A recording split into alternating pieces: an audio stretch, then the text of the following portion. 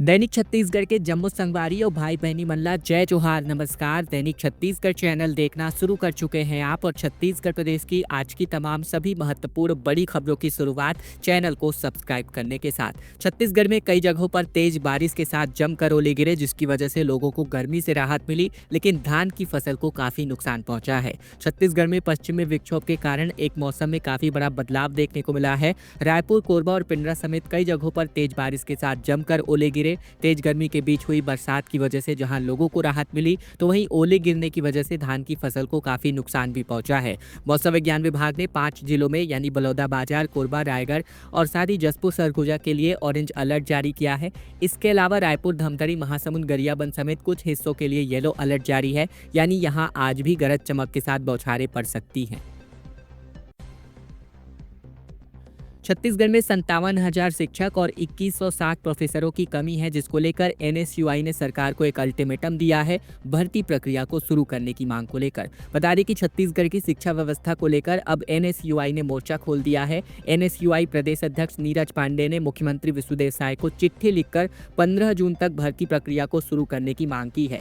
पांडे ने कहा कि अगर तय समय तक भर्ती प्रक्रिया शुरू नहीं होती है तो प्रदेश भर में चरणबद्ध तरीके से बड़ा आंदोलन होगा। एनएसयूआई प्रदेश अध्यक्ष ने अपने पत्र में बताया कि छत्तीसगढ़ के स्कूल शिक्षा विभाग में तकरीबन 57,000 शिक्षकों की भारी कमी है। वहीं कॉलेजों में 2160 प्रोफेसरों के पद खाली पड़े हैं, जिसकी वजह से छत्तीसगढ़ की शिक्षा व्यवस्था चरमरा रही है।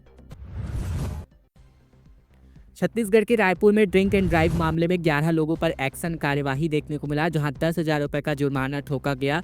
छत्तीसगढ़ के राजधानी रायपुर में नशेड़ी गाड़ी चलाने वालों के मामले लगातार बढ़ते जा रहे हैं, जिसको लेकर शहर के श्री राम मंदिर, फुंडहर, अटल नगर, नवा रायपुर में बैरिकेटिंग करके ड्रिंक एंड ड्राइव करके गाड़ी चलाने वाले तकरीबन 11 शराबी वाहन चालकों पर बड़ा एक्शन लिया गया। बता दें, सभी आरोपी वाहन चालकों पर कोर्ट के आदेश से 10,000 रुपए का जुर्माना भी लगाया गया। पुलिस आरोपियों के ड्राइविंग लाइसेंस भी अब सस्पेंड करेगी। बता दें कि बीते 3 महीने के अंदर तकरीबन 340 से अधिक शराबी वाहन चालकों पर इस तरह की कार्यवाही की जा चुकी है। नवंबर माह से काम शुरू होने वाला है आमा नाका, कबीर नगर, तेलघानी नाका, इसके अलावा कचना में अंडर ब्रिज बनाने को लेकर, जिसके लिए बजट की स्वीकृति भी हो चुकी है। बता दें, राजधानी के यातायात को आसान बनाने के लिए रेलवे और पीडब्ल्यूडी ने 2-2 अंडर ब्रिज बनाने की घोषणा कर दी है। इसके अलावा बात करें तो आमा नाका, कबीर नगर, कचना, वीआईपी स्टेट और रेलवे स्टेशन के पास राजपूताना होटल से तेलघानी नाका के बीच और साथ ही ओवरब्रिज के पास अंडर ब्रिज बनाने का ड्राइंग डिजाइन बनाकर तैयार कर लिया गया है। 80 करोड़ रुपए इसकी स्वीकृति मिल चुकी है और नवंबर माह से इसका काम शुरू होने वाला है। 1.5 साल के भीतर ही अंडरब्रिज का काम पूरा करने का लक्ष्य यहां पर रखा गया है। गरियाबंद से एक शर्मनाक करने वाली जो खबर है छत्तीसगढ़ सरकार के लिए सामने आ रही है। मोबाइल टार्च की रोशनी में डिलीवरी करना पड़ रहा है। बता दें, गरियाबंद के अस्पताल में 8 घंटे बिजली गुल रहा, जहां एम्बुलेंस तक नहीं पहुंच पाया। इसके अलावा 80,000 की आबादी इस एक अस्पताल पर निर्भर है। छत्तीसगढ़ के गरियाबंद जिले में मोबाइल टार्च की रोशनी में एक महिला की डिलीवरी कराई गई। अमलीपदर सामुदायिक स्वास्थ्य केंद्र में 26 अप्रैल को 8 घंटे से बिजली सप्लाई बंद कर दी गई थी। उसी दौरान डाबरीगुड़ा से गर्भवती महिला प्रसव के लिए पहुंची थी। दर्द से तड़प रही महिला का इलाज तुरंत जरूरी था और इमरजेंसी में डॉक्टरों की टीम ने मोबाइल की रोशनी से ही डिलीवरी करवा दी। गर्भवती की डिलीवरी के दौरान डॉक्टर इंद्रजीत, नर्स वंदना लखरा और एक मितानिन मौजूद नजर आई, जिन्होंने महिला का नॉर्मल प्रसव कराया। इसके अलावा मां और नवजात हालांकि दोनों स्वस्थ हैं। रायपुर में पिकनिक मनाने के लिए गए 2 दोस्त नदी में डूब गए। रेस्क्यू ऑपरेशन में एसडीआरएफ की टीम जुटी हुई है। एक का शव बरामद हो चुका है, जबकि दूसरे युवक की तलाश अभी भी जारी है। छत्तीसगढ़ के राजधानी रायपुर में एनीकट में डूबने की वजह से एक युवक की मौत हो गई, वहीं दूसरे युवक की तलाश अब भी जारी है। कुशाभाऊ पत्रकारिता विश्वविद्यालय के पास खारून नदी में बनाए गए एनीकट में रविवार को दोनों युवक अपने दोस्तों के साथ पिकनिक मनाने के लिए गए हुए थे। बता दें, सभी खारून नदी में नहाने के लिए उतरे थे और इसी दौरान अर्जुन यादव और भूपेश का अचानक से संतुलन बिगड़ गया और वे पानी में डूब गए। लोगों ने मुजगहन थाने में इसकी सूचना दी। एसडीआरएफ के सर्च ऑपरेशन के बाद एक अर्जुन का शव बरामद किया गया, जबकि भूपेश की तलाश अब भी जारी है।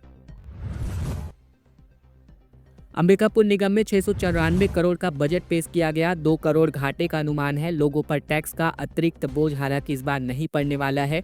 मेयर ने कई घोषणाएं कर दी हैं। अंबिकापुर के नगर निगम में नई सरकार का पहला बजट महापौर मंजूषा भगत ने पेश किया, जहां निगम में एक दशक के बाद भाजपा का कब्जा हुआ है। पहली महिला महापौर मंजूषा भगत ने बजट में अपनी कई घोषणाएं करी जो भाजपा के चुनावी घोषणा पत्र का हिस्सा नजर आई। इस बार के बजट में 2 करोड़ का घाटा अनुमानित है। बता दें, अंबिकापुर नगर निगम में 10 साल बाद भाजपा की सरकार ने वापसी करी है। नगर निगम की महापौर मंजूषा भगत ने 2 मार्च को अपना पदभार ग्रहण किया था। सोमवार को आयोजित किए गए सामान्य सभा में महापौर भगत पहली बार अपनी सरकार का पहला बजट पेश करती नजर आई। कोरबा में बारिश के साथ जमकर ओले गिरे। बस्तियों में जलभराव देखने को मिला, जहां घरों में पानी घुसता नजर आया। कई इलाकों में इस वजह से बिजली गुल भी नजर आई। बता दें कि कोरबा में बीते दिन मौसम ने अचानक से करवट ली। दोपहर 2 बजे के बाद जिले के विभिन्न हिस्सों में तेज आंधी और तूफान के साथ झमाझम बारिश का दौर देखने को मिला। इसके अलावा कई इलाकों में जमकर ओले भी गिरे। बारिश की वजह से सड़कों पर जलभराव भी हो गया। तेज हवाओं के कारण लोगों को परेशानियों का सामना करना पड़ा। अमरियापारा में ट्रांसफार्मर के पास से पेड़ों से शॉर्ट सर्किट की स्थिति बन गई। चिंगारियां निकलने की वजह से लोगों में दहशत भी फैल गई। बारिश के कारण शहर के कई इलाकों में बिजली आपूर्ति बाधित हुई। रामनगर, मुड़ापारा, इसके अलावा बुधवारी, काशीनगर, साथ ही संजय नगर, पुरानी बस्ती और सीएसबी कॉलोनी में बिजली गुल नजर आई। सूरजपुर में कोयला खदान के बाहर जमकर विरोध प्रदर्शन का माहौल देखने को मिला। बता दें, सालों से 25 साल से नौकरी और मुआवजे का इंतजार करते नजर आए। मेन गेट के सामने धरने पर ग्रामीण बैठे रहे। सूरजपुर जिले में स्थित रेहर गायत्री भूमिगत कोयला खदान के बाहर सैकड़ों ग्रामीणों ने अपना विरोध प्रदर्शन शुरू कर दिया है। गेत्रा, मानी, पोड़ी और जोजबा गांव के तकरीबन लोगों ने जो है खदान को बंद कर दिया है। ग्रामीणों का कहना है कि 1997 में उनकी जमीनों का अधिग्रहण किया गया था, लेकिन 25 साल बीत जाने के बाद भी ना तो उन्हें कोई नौकरी मिली है और ना ही मुआवजा। साथ ही मूलभूत सुविधाओं से वंचित भी रखा गया है। खदान के मुख्य द्वार पर सैकड़ों पुरुष और महिलाएं धरने पर बैठे हैं। इस विरोध प्रदर्शन से एसईसीएल को लाखों रुपए का नुकसान हो रहा है। स्थिति को संभालने पहुंचे तहसीलदार ने कहा कि वे एसईसीएल प्रबंधन से बातचीत करके बीच का रास्ता निकालने का प्रयास करेंगे। छत्तीसगढ़ में स्कूलों और शिक्षकों के युक्तियुक्तकरण की प्रक्रिया तेज कर दी गई है। स्कूल शिक्षा विभाग ने सभी कलेक्टरों को एक पत्र जारी किया है, जिसमें संशोधित समय सारणी के अनुसार कार्यवाही करने की बात कही गई है। छत्तीसगढ़ में बात करें तो लगातार अब प्रक्रिया तेज होती नजर आ रही है युक्तियुक्तकरण की। जहां बात करें तो अनुरूप युक्तियुक्तकरण की कार्यवाही समय सारणी की होने वाली है। जारी आदेश में विभाग ने स्पष्ट किया है कि राष्ट्रीय शिक्षा नीति 2020 और शिक्षा के अधिकार के अधिनियम 2009 के अनुरूप शालाओं में शिक्षकों की उपलब्धता बच्चों की संख्या के अनुपात में सुनिश्चित की जानी चाहिए। वर्तमान में प्रदेश की कई शालाओं में सैकड़ों शिक्षक अतिशेष हैं, जबकि कई शालाएं शिक्षक विहीन या एकल शिक्षक प्रणाली पर निर्भर हैं। इस स्थिति में सुधार के लिए शालाओं और शिक्षकों का युक्तियुक्तकरण छात्र हित में उचित बताया गया है और इस परिपत्र में ये उल्लेख किया गया है। छत्तीसगढ़ आए पाकिस्तानी और बांग्लादेशियों का क्या होगा? गृह विभाग ने इस पर एक समीक्षा बैठक आयोजित करी। विजय शर्मा ने कहा कि कार्यवाही तो करेंगे, एसएसपी के निर्देश का इंतजार देखने को मिल रहा है। बता दें कि छत्तीसगढ़ में रह रहे पाकिस्तानी और बांग्लादेशियों का क्या करना है, इसे लेकर जल्द सरकार जो है फैसला करने वाली है। बता दें, मंत्रालय में गृह विभाग की समीक्षा बैठक हुई, जहाँ पुलिस ने पाकिस्तान से आए लोगों की लिस्टिंग की है। हालांकि आधिकारिक तौर पर यह जानकारी गृह विभाग ने सार्वजनिक नहीं करी है। कितने पाकिस्तानी या फिर बांग्लादेशी इस समय छत्तीसगढ़ में हैं? गृह मंत्री विजय शर्मा ने बताया कि पाकिस्तान से आए लोगों का medical visa, long term visa, short term visa को लेकर अब तक क्या कुछ हुआ है, इसकी समीक्षा की जाएगी। जो सस्पेक्टेड हैं, यहां आकर रह रहे हैं, उनकी भी जानकारी है। उन पर जांच प्रक्रिया क्या होगी, यह कैसे निर्धारित किया जाएगा, इस बैठक में तमाम बातों को लेकर के चर्चा करी गई। छत्तीसगढ़ के कर्रेगट्टा की पहाड़ियों पर 7 दिनों से नक्सल ऑपरेशन अभी भी जारी है। हेलीकॉप्टर के माध्यम से लगातार निगरानी रखी जा रही है। बीजापुर और तेलंगाना की सीमा पर स्थित कर्रेगट्टा की पहाड़ियों में नक्सलियों के खिलाफ पिछले 7 दिनों से बड़ा ऑपरेशन जारी है। इस अभियान के दौरान कर्रेगट्टा की घनी और विशाल जंगलों से घिरी पहाड़ियों का एक हेलीकॉप्टर से लिया गया वीडियो भी सामने आया है। हेलीकॉप्टर से सर्चिंग के दौरान लिए गए वीडियो में देखा जा सकता है कि जंगल कितना घना है। दावा किया जा रहा है कि कर्रेगट्टा कि इन्हीं पहाड़ियों में नक्सली लीडर हिड़मा, देवा और दामोदर भी शामिल है, लेकिन अब तक उनका फोर्स जो है उन तक जो है फोर्स नहीं पहुंच पाई है। बेहद अहम हेलीकॉप्टर से लिया गया यह वीडियो है और पहाड़ी का दृश्य है जो पहली बार दुनिया के सामने आया है। इन्हीं घनी जंगलों में जवान टॉप नक्सलियों की तलाश में भूखे प्यासे दिन रात ऑपरेशन पर डटे हुए हैं। वीडियो हेलीकॉप्टर में बैठे जवानों ने बनाया होगा, हालांकि इसकी आधिकारिक पुष्टि अब तक नहीं हो पाई है। कोरबा में किराएदार और फेरी वालों का सत्यापन अभियान चलाया गया। 1844 लोगों की जांच करी गई, जहां 738 अन्य राज्यों से पाए गए। मकान मालिकों को थाने में अब इसकी जानकारी देनी होगी। कोरबा पुलिस ने सजग कोरबा और सतर्क कोरबा अभियान के अंतर्गत एक व्यापक सघन जांच अभियान चलाया। पुलिस ने किराएदारों और फेरी वालों साथ ही संदिग्ध व्यक्तियों की जाँच करी। इस दौरान कुल मिलाकर 1844 लोगों का सत्यापन किया गया, जिसमें से 738 लोग अन्य राज्यों से और 466 लोग अन्य जिलों से पाए गए। बता दें, अतिरिक्त पुलिस अधीक्षक नीतीश सिंह ठाकुर ने बताया कि शहर के होटल, लॉज और रैन बसेरा में रहने वालों की जांच की जा रही है। पुलिस ने संदिग्ध अजनबियों की सूची में 124 व्यक्तियों को शामिल किया है। साथ ही 23 गिरफ्तारी वारंट भी जारी किए गए हैं।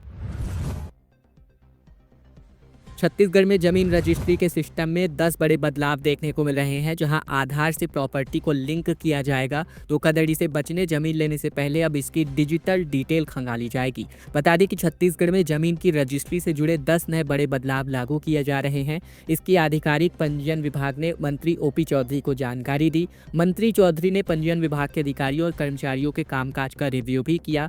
बता दें कि अफसरों से मंत्री ने कहा कि अर्जेंट केस जैसे कि पारिवारिक दान, हक त्याग में पंजीयन फीस मात्र 500 रुपये दिया जाए।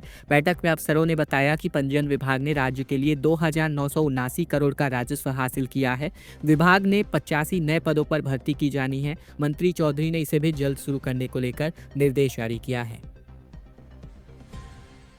धमतरी के मोहलाई गांव में पानी की किल्लत ऐसी है कि 300 रुपये चंदा करके लोग टैंकर मंगाने को मजबूर हैं। युवाओं को उनकी दुल्हन तक नहीं मिल पा रही है। छत्तीसगढ़ के धमतरी जिले का मोहलाई गांव पानी की गंभीर समस्या से जूझ रहा है। पानी की किल्लत से गांव के सामाजिक ताने बाने को प्रभावित किया है। गांव के युवाओं की शादियां तक नहीं हो पा रही है। स्थितियां ये है कि गाँव की बेटियां तो विवाह के बाद दूसरे गाँवों में जा रही हैं, लेकिन बाहर की लड़कियां यहाँ दुल्हन बनकर आने से मना कर रही हैं। इससे गाँव में कुंवारे युवाओं की संख्या भी लगातार बढ़ती जा रही है। पानी की समस्या इतनी विकट है कि ग्रामीणों को 300 रुपये चंदा करके टैंकर मंगवाना पड़ता है। पानी भरने में इतना समय लग जाता है कि लोग अपने रोजगार पर भी नहीं जा पाते। प्रधानमंत्री आवास योजना के अंतर्गत शुरू किए गए निर्माण कार्य भी पानी की कमी की वजह से अधूरे पड़े हुए हैं। राज्यपाल रमेन डेका का गौरेला पिंडरा मरवाही दौरा देखने को मिला, जहां अधिकारियों के साथ इनकी समीक्षा बैठक आयोजित करी गई। छत्तीसगढ़ के राज्यपाल रमेन डेका 2 दिवसीय दौरे पर जीपीएम पहुंचे, जहां दुर्ग निजामुद्दीन संपर्क क्रांति एक्सप्रेस के माध्यम से शाम 4:30 बजे पिंडरा रोड रेलवे स्टेशन पर इनका स्वागत किया गया। स्टेशन पर कलेक्टर और पुलिस अधीक्षक ने स्वागत किया। बता दें कि राज्यपाल ने कलेक्टर कार्यालय में जिले के सभी विभागों के अधिकारियों के साथ बैठक करी, जहाँ 20 सूत्रीय कार्यक्रम की जानकारी ली गई और साथ ही क्रियान्वयन पर चर्चा करी गई। इस दौरान मां के नाम एक रुद्राक्ष का पौधा भी लगाया गया। राज्यपाल ने जिले के आकांक्षी ब्लॉक में सुधार की आवश्यकताओं पर जोर दिया। साथ ही उन्होंने कहा कि जल्दी इसमें सुधार दिखाई देगा। उन्होंने रेड क्रॉस सदस्यता बढ़ाने का भी निर्देश जारी किया। राज्यपाल ने स्वयं सहायता समूहों से भी मुलाकात करी। उन्होंने कहा कि ये समूह काफी अच्छा काम कर रहे हैं। बलौदाबाजार में अचानक से मौसम का मिजाज बदला। गरज चमक के साथ जमकर बारिश हुई और आंधी की वजह से पेड़ गिर गए। ओलावृष्टि की वजह से जनजीवन प्रभावित हुआ है। छत्तीसगढ़ के बलौदाबाजार में बीते दिन अचानक से दोपहर मौसम बदला। पलारी अंचल में दोपहर 3 बजे आसमान में काले बादल छाए। गरज चमक के साथ मूसलाधार बारिश शुरू हो गई। बारिश के साथ तेज हवाएं चली और ओले भी गिरे। तेज हवाओं की वजह से कई पेड़ धराशायी हो गए। सड़क किनारे लगे होर्डिंग्स और फ्लैक्स उखड़ गए। कई इलाकों में बिजली के खंभे तक झुक गए। इससे कुछ क्षेत्रों में बिजली आपूर्ति प्रभावित हुई है। पेड़ों के गिरने से यातायात बाधित हुआ है और लोगों को वैकल्पिक मार्ग का भी चुनाव करना पड़ा है। राजनांदगांव में मितान लोक महोत्सव का आयोजन किया गया, जहां पंडवानी से लेकर सुआगीत तक की प्रस्तुतियां आयोजित करी गई। राजनांदगांव के दामनसरा में मितान छत्तीसगढ़ी लोक कलाकार कल्याण संघ और ग्रामवासियों ने मिलकर मितान लोक कला महोत्सव का आयोजन किया। कार्यक्रम की शुरुआत तुकाराम यादव के नेतृत्व में जय बजरंग रामधुनी मंडली के द्वारा झांकी के साथ करी गई। युवा पंडवानी गायिका तरुणा साहू ने द्रौपदी चिरहरण का प्रसंग प्रस्तुत किया, जिसमें जस सम्राट डुकालू यादव ने मोरगांव के शीतलादाई अंगार मोती मोरदाई और झूपत झूपत आबेदाई जैसे देवी जस गीत प्रस्तुत किए। लोक गायिका आरू साहू ने भी छत्तीसगढ़ी सुहा गीत, गौरा गीत और साथ ही राउत नाचा गीत भी अपनी तरह से प्रस्तुत किए। छत्तीसगढ़ के बीजापुर में नक्सलियों को करारा झटका लगा है। 28.5 लाख रुपए के 14 इनामी समेत कुल 24 नक्सलियों ने अपना आत्मसमर्पण किया है। ऑपरेशन कगार के बीच नक्सलियों को एक तगड़ा झटका लगा है। बीजापुर में तकरीबन 28,50,000 रुपए के इनामी 14 इसके अलावा बात करें तो 24 नक्सलियों ने कुल मिलाकर अपना आत्मसमर्पण किया है। इसमें भैरमगढ़, गंगालूर, माड़ डिवीजन और परतापुर एरिया कमेटी के प्रमुख सदस्यों का नाम शामिल है। नक्सली विचारधारा से मोहभंग, संगठन के आंतरिक मतभेद और मुख्य धारा में शामिल होकर सुरक्षित जीवन जीने की इच्छा के चलते इन नक्सलियों ने फोर्स के सामने अपने हथियार डाले हैं।